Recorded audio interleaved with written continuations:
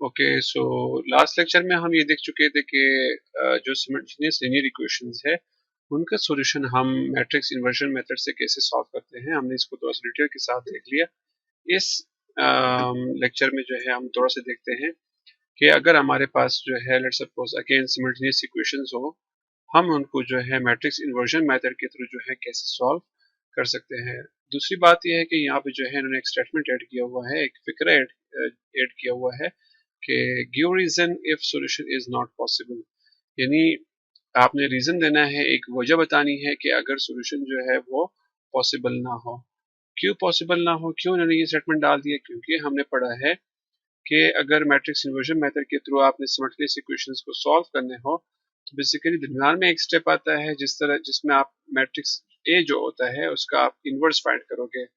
और हम ये भी जानते हैं कि ए इन्वर्स फाइंड करने के लिए हमारे पास जो है डिटर्मिनेंट ऑफ ए का होना जरूरी है, ठीक है, क्योंकि ए इन्वर्स जो है वो इक्वल होता है 1 upon determinant of A into adjoint of A into adjoint of A. So अगर डिटर्मिनेंट जो है वो इक्वल टू 0 हो, यानी मैट्रिक्स ए जो है वो एक सिंगुलर मैट्रिक्स हो, तो तब जो है 1/0 जो है बेसिकली वो इन्फिनिटी बन जाती है, ठीक है, लामतनाही नंबर बन जाता है। तो इसलिए जो है उस मैट्रिक्स का यानी मैट्रिक्स ए का चूंकि इनवर्स जो है वो एग्जिस्ट नहीं करता, वो पॉसिबल नहीं है, तो इसलिए जो है क्या है कि भाई ऐसे सिमल्टेनियस इक्वेशंस का हम सॉल्यूशन मैट्रिक्स इन्वर्जन मेथड के थ्रू फाइंड नहीं कर सकेंगे, ठीक है, क्योंकि उसमें क्या होगा कि हमारे पास ए इनवर्स बेसिकली फाइंड नहीं हो सकता। तो जब तक ए इनवर्स फाइंड नहीं होगा तब तक हम जो है उस सिमल्टेनियस इक्वेशंस का सॉल्यूशन फाइंड नहीं कर सकते, ठीक है। सो आगे चलते हैं। सो मैं इसको रेस कर लेता हूँ। सो अब यहाँ पे हमारे पास जो पहला पार्ट है वो है 4x plus 3y is equal to 6, x minus 2y is equal to 7। ये एक सिमल्टेनियस इक्वेशन है। तो पहला काम ये करना है कि इसको मैट्रिक्स फॉर्म में कन्वर्ट करेंगे। तो हम लिखेंगे कि इन इन मैट्रिक्स फॉर्म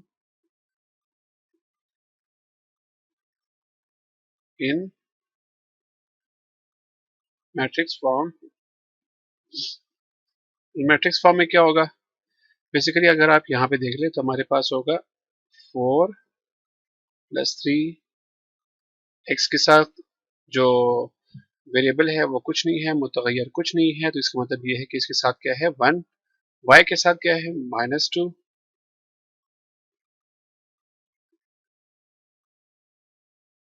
उसके बाद है दो वेरिएबल कौन कौन से हैं, X Y is equal to, जो आंसर मैट्रिक्स है वो क्या बनेगा 6 एंड 7। ये हमारे पास आ गया। जो सिमल्टेनियस लिनियर इक्वेशंस है उसको हमने कन्वर्ट कर लिया, उसको हमने लिख लिया किस फॉर्म में, मैट्रिक्स फॉर्म में।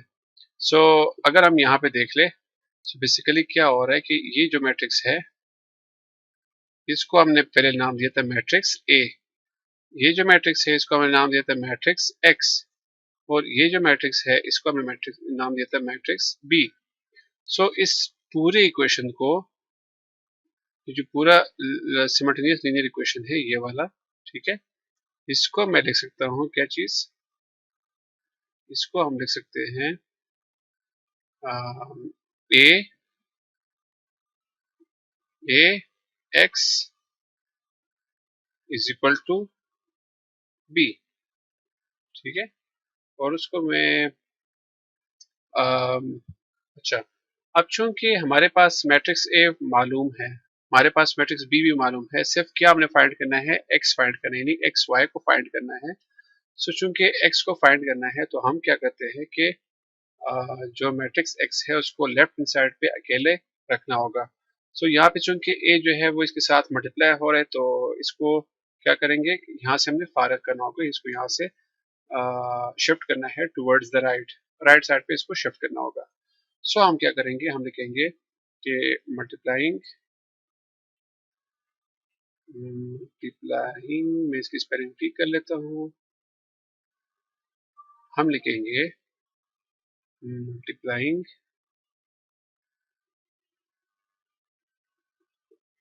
multiplying both sides by a inverse.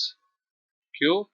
क्योंकि जब मैं लेफ्ट हैंड साइड को भी ए इनवर्स से मल्टीप्लाई करूंगा तो मेरे पास यहाँ पे ए इनवर्स मल्टीप्लाइड बाय ए जो है वो क्या हो जाएगा, खत्म हो जाएगा, आइडेंटिटी मैट्रिक्स बन जाएगा। सो मैं लिखूंगा A inverse into A X is equal to A inverse into B. So we know that, हम जानते हैं कि जो a इंटू ए इनवर्स है या a इनवर्स इंटू ए है बेसिकली इक्वल है किस चीज के, आई के, आइडेंटिटी मैट्रिक्स के। क्योंकि जब भी कोई मैट्रिक्स अपने इनवर्स के साथ मल्टीप्लाई होगा तो आंसर क्या आएगा, आइडेंटिटी मैट्रिक्स आएगा। बाकी x जो है अपनी जगह पर is equal to A inverse into B. और हमने ये भी देखा था कि आइडेंटिटी मैट्रिक्स जिस भी मैट्रिक्स के साथ मल्टीप्लाई हो जाए तो वो मैट्रिक्स वैसे से रहेगा, उस वो चेंज नहीं होगा, वो मॉडिफाई नहीं होगा, उसमें कोई फर्क नहीं पड़ेगा। सो x जो है आइडेंटिटी के साथ मल्टीप्लाई होता है तो x एज इट इज रह जाएगा। यहाँ पे क्या रह जाएगा, a इनवर्स b। इसको हम नाम देंगे इक्वेशन नंबर 1। इसको हम नाम देंगे इक्वेशन नंबर 1। सॉरी। सो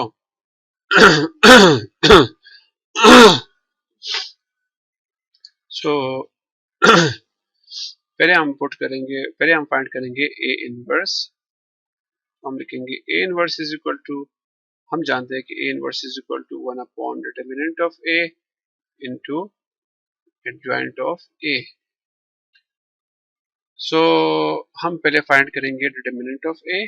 सो ए क्या है, ए हमारे पास है 4 3 1 माइनस 2। ए हमारे पास इक्वल है 4 3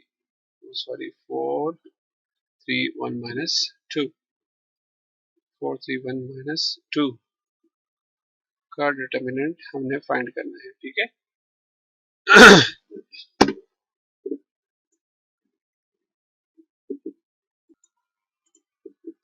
सो हम लिखेंगे अगेन जिस तरह हमने सीखा था कि जो लीडिंग डायगोनल है, यानी 4 multiply by minus 2 minus 8 minus 1 3 जा 3, ये हमारे पास इक्वल हो जाएगा minus 8 minus 3 minus 11। Determinant of A जो है वो इक्वल है किस चीज के, minus 11। Now determinant of A हमारे पास फाइंड हुआ, हमने जो है एडजॉइंट ऑफ ए भी फाइंड करना है। तो हम लिखेंगे कि adjoint of A is equal to, adjoint कैसे फाइंड करते हैं कि जो लीडिंग डायगोनल्स हैं उनको आपस में इंटरचेंज करेंगे और जो सेकेंडरी डायगोनल्स हैं उनको उनके साइंस को चेंज करेंगे। सो 4 और माइनस 2 जो है आपस में इंटरचेंज होंगे तो आपके पास आएगा माइनस 2 और यहाँ पे आएगा 4। 3 और 1 जो है इनके साइन चेंज हो जाएंगे, तो ये माइनस 3 हो जाएगा और ये माइनस 1 हो जाएगा, ठीक है। अब आप लिखोगे कि putting the values in equation number 1, sorry इसको आपने किया हुआ है इक्वेशन नंबर 2, ठीक है। तो आप लिखोगे putting the values in equation number 2। Equation number 2 में जो आप पुट करोगे तो आपके पास आएगा ए इनवर्स, ठीक है। क्या है, A inverse is equal to 1 upon determinant of A, 1 upon determinant of A हमारे पास है minus 11 into adjoint of A हमारे पास क्या है, minus 2 minus 3 minus 1 4। Fine. So इसको मजीद सॉल्व करते हैं तो हमारे पास आएगा, यहाँ पे है माइनस, माइनस ऊपर चला जाएगा 1 अपॉन 11 बन जाएगा, ठीक है। नाउ माइनस 1 अपॉन 11 जो है वो मल्टीप्लाई होगा इसके साथ भी, माइनस 1 अपॉन 11 जो है वो मल्टीप्लाई होगा इसके साथ, फिर इसके साथ, फिर इसके साथ, फिर इसके साथ मल्टीप्लाई हो जाएगा। सो जब माइनस माइनस होगा तो आपके पास माइनस माइनस प्लस, 1 2 ज़ा 2, 2 अपॉन 11, माइनस माइनस प्लस, 1 3 ज़ा 3, 3 upon 11, minus minus plus, 11 ones are, sorry, 1 ones are 1 upon 11. ठीक है, minus plus minus 1 4 are 4 divided by 11. ये हमारे पास आ गया A इनवर्स। अब हमने क्या करना है कि A इनवर्स की जो वैल्यू है उसको पुट करना है कहाँ पे, क्वेश्चन वन में। क्वेश्चन वन में हमने A इनवर्स और B को जो है आपस में मल्टीप्लाई करना है, तो हमारे पास क्या आएगा x। सो हम लिखेंगे putting the values in equation number 1। Equation number 1 हमारे पास था x is equal to A inverse B। अब हमने क्या करना है, x की जगह पर x की वैल्यू पुट करनी है। x की वैल्यू क्या है, x and y is equal to A inverse की वैल्यू क्या है, अगर हम चेक कर लें यहाँ पे हमारे पास x की वैल्यू क्या है, x एंड y, और b की वैल्यू क्या है 6 7। सो पहले हम यहाँ पे लिखेंगे A इनवर्स की वैल्यू, उसके बाद फिर b की वैल्यू लिखेंगे, ठीक है। सो A इनवर्स का जो हम वैल्यू है जो मैट्रिक्स है वो हमारे पास क्या है, 2 upon 11, 3 upon 11, 1 upon 11, minus 4 upon 11। और जो मैट्रिक्स B है ये क्या है हमारे पास 6 एंड 7, 6 7 6 7, ठीक है। अब हम क्या करेंगे कि इन दोनों को आपस में मल्टीप्लाई करेंगे। फर्स्ट रो को फर्स्ट कॉलम के साथ मल्टीप्लाई करेंगे, सो हमारे पास आएगा 2 अपॉन 11, जब मल्टीप्लाई होगा 6 के साथ, सो 2 3 6, 6 upon 11 plus 2 upon sorry 3 upon 11 multiply by 7, so 3 7 21 divided by 11। फिर सेकेंड रो को हम मल्टीप्लाई करेंगे फर्स्ट कॉलम के साथ, ठीक है। सो 1 अपॉन 11 मल्टीप्लाई होगा 6 के साथ, तो आपके पास आएगा 6 upon 11 plus minus 4 multiplied by 7, तो आपके पास आएगा माइनस क्या आएगा, -4 सॉरी -28, क्योंकि 4 7 से 28, सो -28 अपॉन 11, ठीक है। इन दोनों को मल्टीप्लाई करने के बाद हमारे पास क्या आया, ये वाला मैट्रिक्स आ गया। अब हम क्या करेंगे कि इसको थोड़ा सा सिंप्लीफाई करेंगे, तो हमारे पास बन जाएगा बेसिकली, चूंकि दोनों की बेसिस सेम है, यहाँ पे भी डिवाइड बाय 11 है, यहाँ पे भी डिवाइड बाय 11 है, तो हम सिर्फ एक दफा 11 लिखेंगे, और ऊपर अगर प्लस हो रहे तो प्लस करेंगे, अगर माइनस हो रहे तो माइनस कर लेंगे। सो 6 प्लस 21 इज 27। इसी तरह यहाँ पे भी वैसे ही है कि नीचे जो है दोनों का 11 है, तो हमारे पास आएगा 6 माइनस 28, 6 माइनस 28 इज -22। ये हमारे पास है x एंड y। अब चूंकि ये मैट्रिक्स और ये मैट्रिक्स आपस में क्या है, इक्वल है, सो अगर ये दोनों आपस में इक्वल है तो इनके जो कोरिस्पॉन्डिंग एलिमेंट्स है वो भी आपस में क्या होंगे, इक्वल होंगे। यानी x जो है वो इक्वल होगा किस चीज के, 27 अपॉन 11 के, और y जो है वो इक्वल होगा किस चीज के, -22 अपॉन 11। -22 अपॉन 11 को हम 11 1 11 11 2 22 भी लिख सकते हैं, यानी -2 लिख सकते हैं। सो हम लिखेंगे कि हेंस, बल्कि यहाँ पे जो है हम वही स्टेटमेंट जो मैंने अभी ज़बानी कह दिया कि सिंस यानी चूंकि both matrices are equal, both matrices are equal,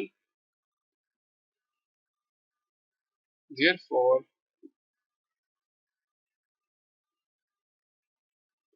their corresponding elements are also equal. So so क्या x is equal to 27/11 and y is equal to minus, क्योंकि 11 1 11 11 2 से 22 आ गया, तो आगे पास क्या है -2। सो ये हमारे पास क्या है बेसिकली सॉल्यूशन है किस चीज का, ऊपर जो ये इक्वेशन दिए हुए हैं, ठीक है।